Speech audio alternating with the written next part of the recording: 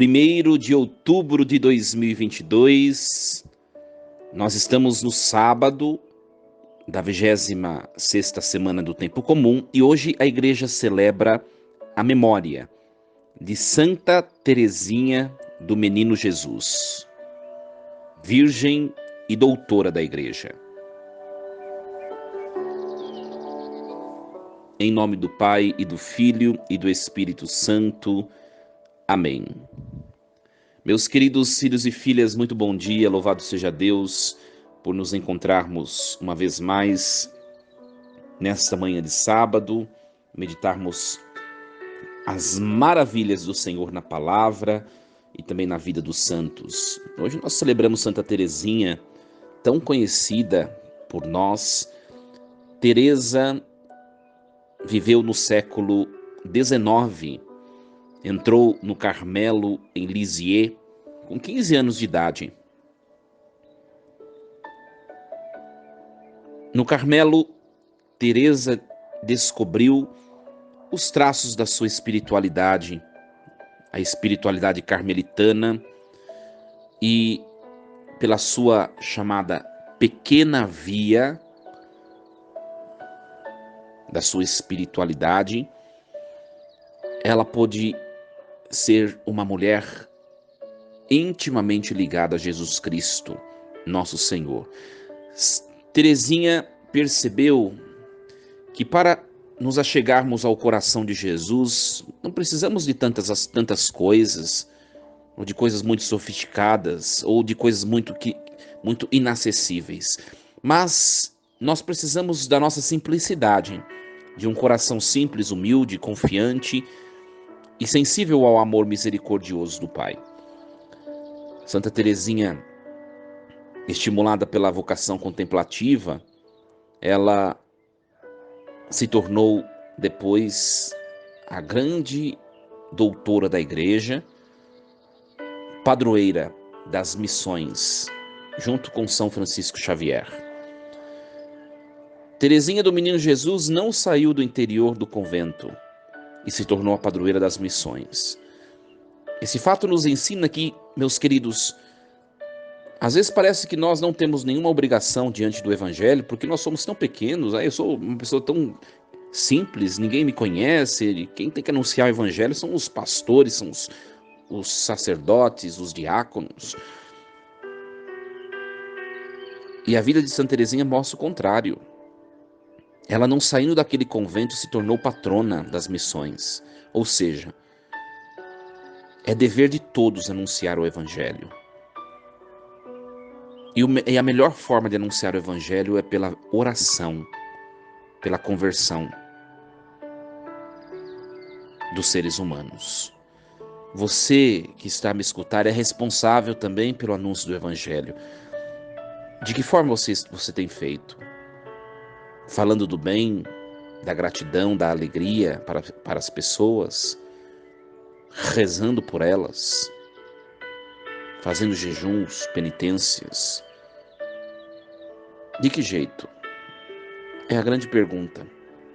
Hoje nós vamos meditar a primeira leitura proposta pela liturgia da igreja, Jó capítulo 42, do 1 ao 3, do 5 ao 6, do 12 ao 16. Jó respondeu ao Senhor dizendo: reconheço que podes tudo e que para ti nenhum pensamento é oculto.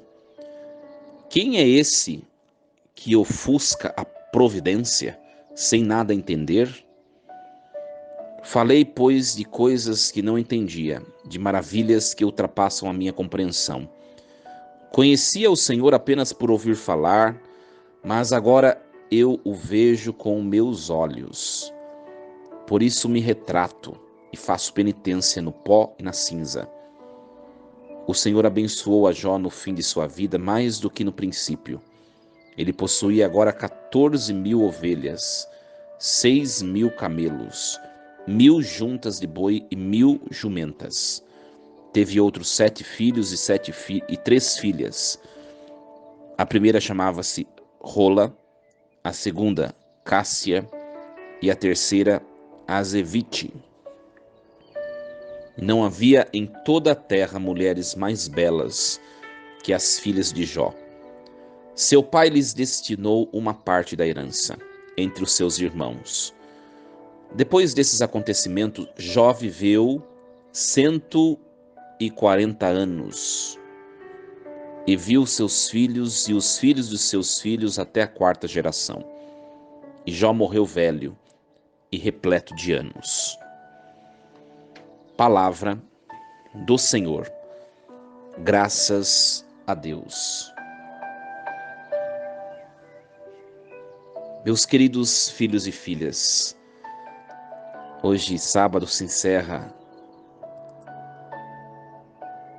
a reflexão do livro de Jó. Nós vemos o desfecho de toda essa história, dessa trama que é a vida de Jó. Começa que o amor é provado e Deus permite que nós sejamos provados para manifestarmos amor, fidelidade, persistência na presença dele. Mas Deus não nos abandona. Jó provou isso na sua vida.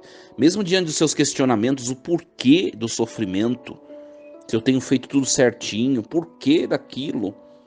Jó persistiu na presença do Senhor.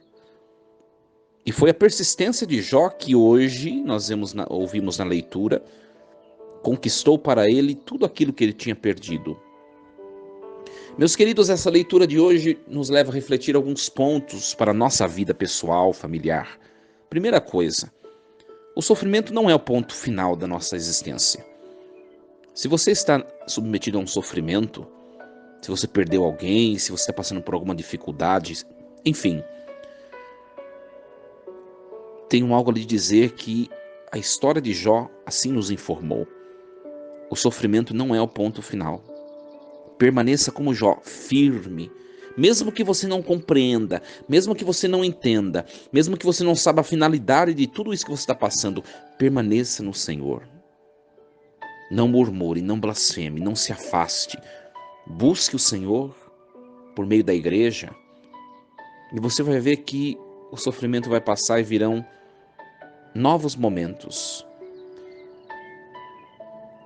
O sofrimento não é o ponto final da nossa existência. A segunda verdade que nós podemos concluir a partir da história de Jó, que hoje se encerra com essa liturgia, é que a vida é feita de ciclos. Passamos por ciclos. Jó perdeu tudo lá atrás, foi submetido a um sofrimento imenso, e agora Deus dá tudo novamente e mais, e muito mais do que aquilo que ele havia perdido. Se hoje nós perdemos algo, se hoje nós deixamos algo, se hoje algo que nós amamos se foi, amanhã nós conquistaremos novamente e de maneira muito mais abundante. A vida é feita de ciclos. Ciclos se encerram, ciclos se iniciam. Ciclos se encerram, ciclos se iniciam. E assim nós vamos caminhando até chegarmos à plenitude dos tempos, que na verdade onde não há mais tempo, que é a eternidade. Levemos essa segunda verdade no nosso coração. Ciclos passam e retornam. E nós devemos permanecer no Senhor. E a terceira e última verdade que nós podemos contemplar é que Deus não se apraz pela miséria, pela dor, pelo sofrimento. Se nós fizermos uma leitura incorreta do livro de Jó, nós vamos concluir que Deus tem prazer de submeter o ser humano ao sofrimento. E não é isso. Deus permite porque o sofrimento educa, engrandece, amadurece o ser humano. Mas a vontade de Deus é a abundância. Meu querido, minha querida, o que você tem passado na sua vida? Eu não sei. Mas Deus tem um projeto, um sonho, uma vontade para você de felicidade perfeita, de abundância, tanto de bens quanto de graça. Creia nisso e se entregue nas mãos de Deus, que Ele haverá de prover aquilo que está a faltar na sua caminhada, na sua vida. Creia nisso. Um final de semana abençoado a todos. Que Deus os proteja de todos os perigos, de todo sofrimento. Força e coragem. Em nome do Pai, do Filho e do Espírito Santo. Amém. e lembremos-nos sempre: Deus está no comando de tudo.